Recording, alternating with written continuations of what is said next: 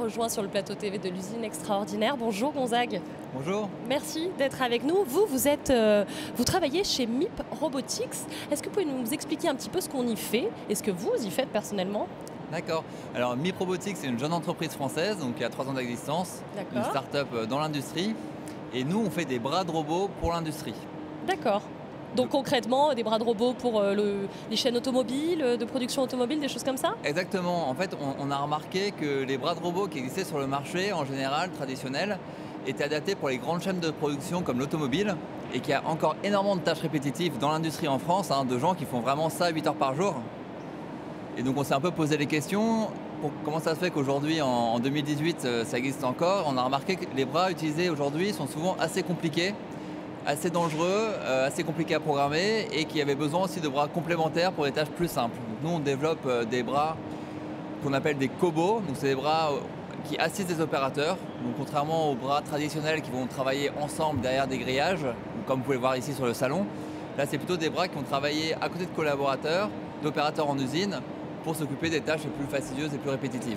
Alors justement, vous, Gonzague Gridal, qu'est-ce que vous êtes venu présenter dans les stands du Grand Palais avec MIP Robotics, pardon? Voilà, nous justement, l'idée c'est de présenter nos bras pour montrer ces nouvelles technologies qui sont de plus en plus présentes dans les usines demain.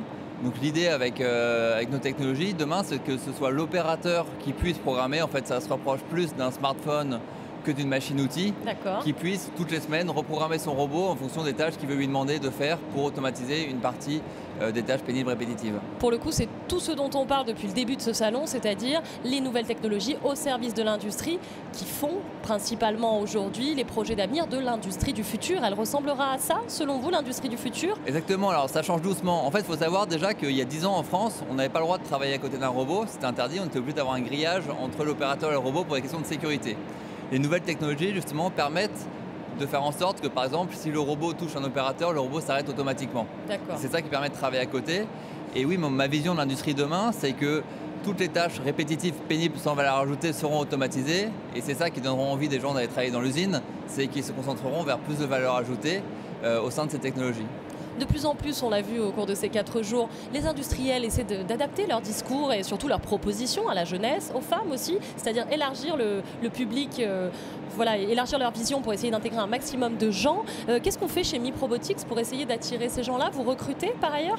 Oui, alors nous, la société a 3 ans d'existence, donc on était 2 il y a 3 ans, on est une dizaine aujourd'hui. Donc nous, c'est beaucoup des jeunes en fait qu'on recrute. D'une part parce que c'est des nouvelles technologies en fait. Et en fait, les jeunes sont assez bien placés, sont assez intéressés par ces nouvelles technologies. Et puis c'est aussi un fonctionnement, je pense, d'entreprise où chacun est très responsabilisé, très peu hiérarchisé. Chacun est intéressé par vraiment ce qu'il fait. On a la chance de travailler, on conçoit et on fabrique des robots. Donc imaginez les jeunes ingénieurs, s'ils faisaient pas ça la semaine chez nous, ils feraient ça le week-end dans leur garage. C'est sûr. Dites-moi, pourquoi c'était important pour vous d'être présent ici? Qu'est-ce que vous y avez trouvé dans cette usine extraordinaire?